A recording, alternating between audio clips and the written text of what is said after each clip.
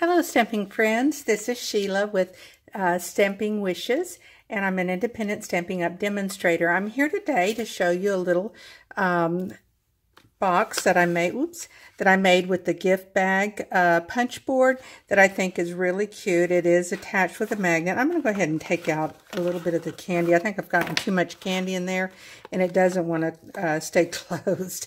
But anyway, this is what I'm making in our class this week, and using a lot of the new supplies that we're getting from our new occasions catalog, and some of it from that will, the designer paper and everything. So today we're going to make this one though, and we're going to use the sea foam, the soft sea foam. We're also using the DSP from the All My Love DSP, and it's out of the occasional catalog, and we're using this right here, and it does support the balmy blue,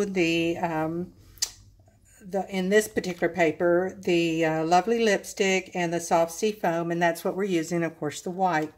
And the ribbon we'll be using for the handle, it's coming from also the occasional catalog. It's All My Love ribbon combo pack, and you get I think it's two different colors in it, and different type of ribbon. And let's see, oh yes, the epoxy hearts that also come out of the occasional catalog. I colored one of those using one of my blends, and that's the little heart you see right up here. So anyway, let's go ahead and get started. I'll show you some of the supplies that I'm using in the one we're doing today. Of course, we're using our gift bag punch board, and if you don't have one of these or haven't used one, I tell you what, they ought to be a staple in your supplies. They are the greatest things. You can make so many different sizes and so many different cute things. I think it was on Sally Stampers or I think that's who it was, her website. She made them into little backpacks, and I thought those were just precious. But we're going to be using the rose from Tea Together, and again, this is coming from your occasional, and it is the new clean stamp set. And what I did was to go ahead and, for sake of time, I stamped the rose in Memento, and then I colored it in using the 2 shades of the lovely lipstick and the 2 shades of the soft sea foam. Is that right? Yeah, soft sea foam. Okay, and then I used the designer label punch out of our regular catalog and punched out the scene and just colored it in. I did use the Whisper White Shimmery paint, and I'll go over this a little bit with some of my Wink at Stella here shortly. Okay, so let's go ahead and get started. I think we've got all of our supplies here. Our cardstock measures 7 inches by 10 inches, and then our 2 pieces of paper. This one is 2.5, our designer paper. It's 2.5 inches by 5.5, and then you have one that's 2.5 inches by 2 3/4 inch. And you'll need those for your panels. We've got our tear and tape that we'll be using, and I think we'll probably use a little bit of our glue dots to put on this particular piece. I don't think I'm going to do it with dimensionals because, again, it'll kind of get knocked around. And then you can get magnets from Amazon and different places, but we'll be using some of the small magnets I have here. All right, to get started, what you want to do is let's pull out our little score piece here. And you'll need to remember that each time that you move your score line, this is what's called the start line. And this is your triangle. This is where the box folds right here on each side, okay? And then you have different sizes depending on what you're making, small, medium, or large, so it'll come out different directions. So anytime that I tell you to move to the next score line, you want to always remember to punch and also score horizontal, which I'll be showing you here. Okay, so let's line it up at the start line. Make sure you're lined up. The first time I used this, I wasn't paying attention, and I wasn't anywhere near lined up in the front and the back of it. So be sure that you're lined up on both ends. You want to stamp, and then punch, I'm sorry, punch, and then go ahead and score with your horizontal, and then you're going to score at your small right over here, and come on down. Now you're going to move your last score line that you just made on the small, you're going to move it over here to the start line and make sure that it lines up evenly with it. And then what you're going to do is, again, punch. And then you're going to score horizontal. And this one is a new one, so it's a little bit tough on this mechanism here, but I think as you use it more, they loosen up a little bit more too. Okay, we're going to go ahead and come down on our first side. I call it first side because you have a side 2 and then your side here. You're going to score on your triangle, and then you're going to score at your side 2. And again, you're going to move it all the way over, and this is where I'm lining it up at your start line to your last score line, and then you're going to do a small. After you do your punch, and then do your horizontal, and then come down here and do your small. Okay, move it over to your next start score line, which is right here, and then we're going to do the triangle and everything that we did earlier over here. So let's go ahead and do our punch. Now we're going to do our score line here, and let's not forget our horizontal because those are easy to forget those. Let's do our center score line here, our triangle here.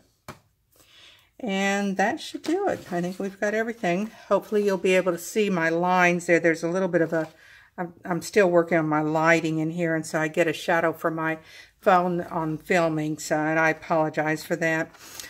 So, okay, let's go ahead and get this over with. I just noticed that I didn't score it all the way over on this one, so I'm going to line it back in there and bring this over here and score it all the way. Yeah, there we go. Okay, and I noticed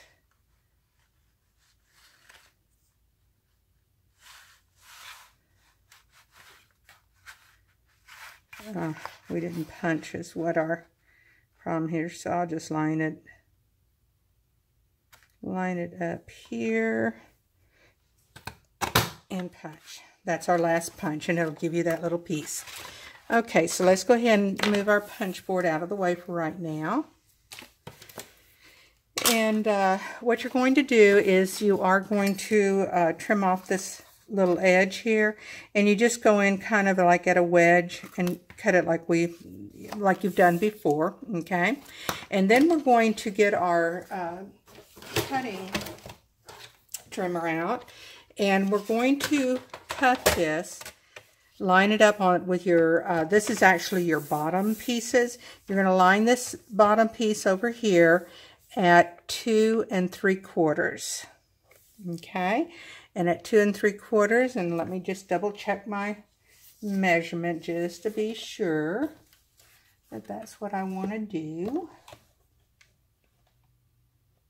Yes, it is 2 3/4. So we're going to cut it off, and where you're going to start this at is you want to start it off of from your bottom here, because we're going to go up to this first score line at your 2 3/4. So let's go ahead and go on up there to that first score line, and then we're going to turn it and cut that piece off by again coming here and lining it up along the, okay, and then we're going to also come up to that score line, and that should have cut it. It did. All right, so you can put away that. There are other ideas and techniques that you can use your extra pieces like that for, but for this project we won't be using it. All right, so let's go ahead and start burnishing. This is a very important part of this box, is making sure that you've got all of your fold lines nicely done. And so we're going to go ahead and do this. And while we're here, let's go ahead. We want to curve these like we've got it over here. So let's bring the punch board back in, and we'll do our DSP too while we have it on there. But if you bring it in and line it up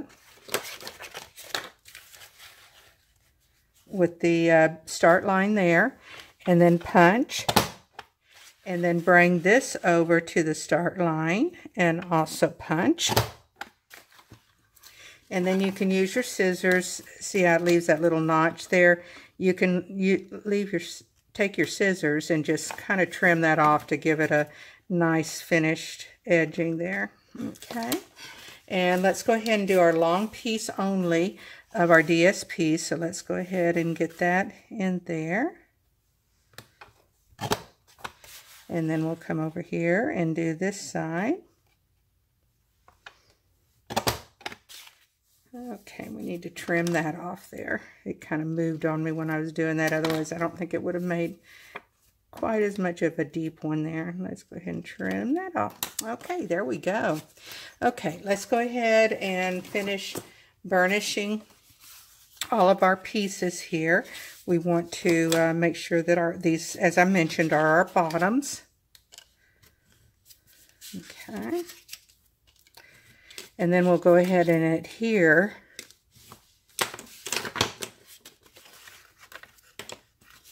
our DSP down to the pieces that it's going to go on.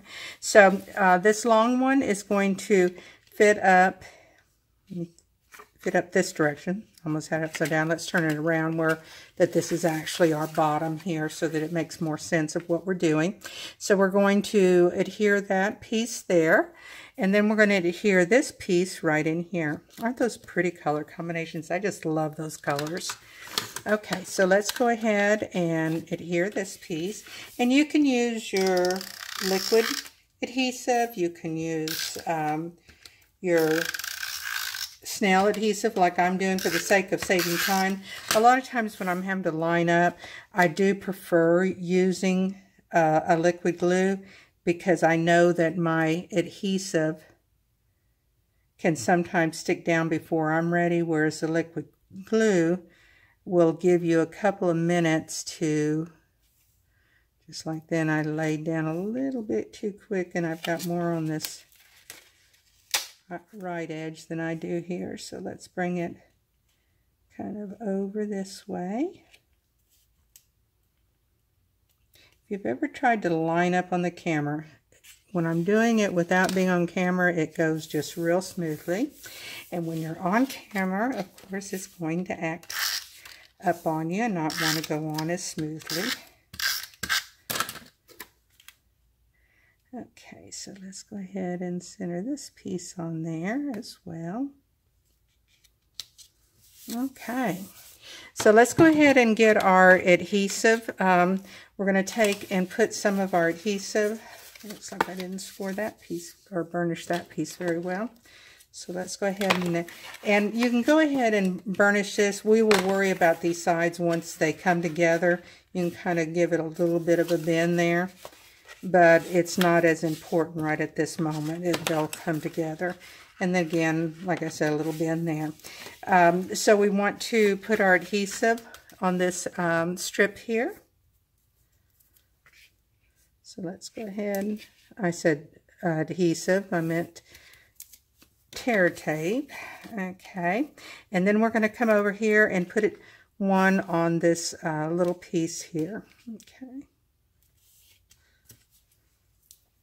I have to tell you a funny story. I cleaned up my craft room because it's large enough for two pretty good sized tables in here, and it's what I use obviously when I do my classes. And so anyway, I cleaned everything up, and how I've done it, I don't know, but I have 3 of my piercing tools that I have misplaced somewhere, and each one of them I have a little cork piece on the top of them so they make it easy to find, right? I've put them somewhere, I don't know where. So anyway, we're going to go ahead and remove the adhesive or the tear and tape pieces off of the deal. We're going to fold this over and fold this over, lining it up right on top of it. Okay, and make sure that it's down good. And then we're going to form our box, which comes around like so. And your two center tabs are going to go in this way, and then your bottom tab will go here, and this will go on. If you notice it kind of walks around on you like that, you want to make sure when you put that down that you get a good squared, even effect there. So let's go ahead and remove our tear and tape cover and line this up.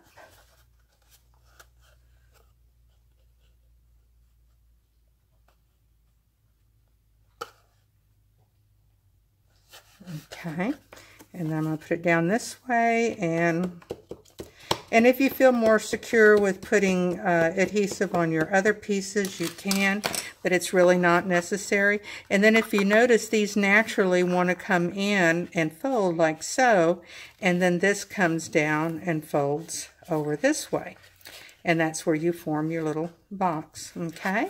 So now we want to put our ribbon on, and what I did was to take a piece of the tear and tape and just bring it across.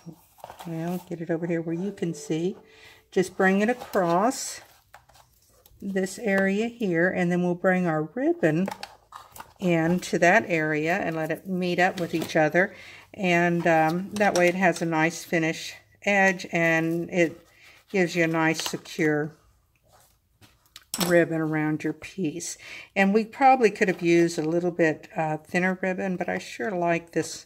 And it's the only one I have with the lipstick lipstick shade of it, and I really wanted to accent those colors from here. Okay, so then this closes up now, and there's your little handle. Come right up there. Okay, so let's go ahead and put our magnet on next. Let me find what I did with my little... And it's best to use... I start off using tear and tape, but you really need to use, because it's a movable part quite a bit, and sometimes these magnets don't want to, like this, see there's two of them there, they're pretty thin, but they won't want to stay adhered always with just tear and tape.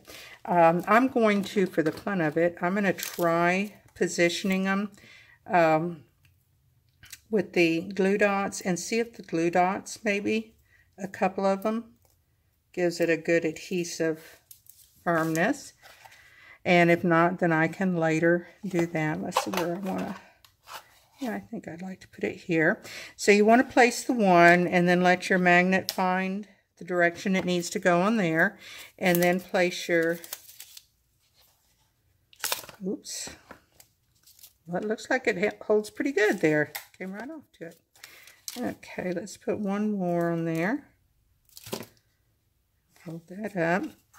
And let's bring that in.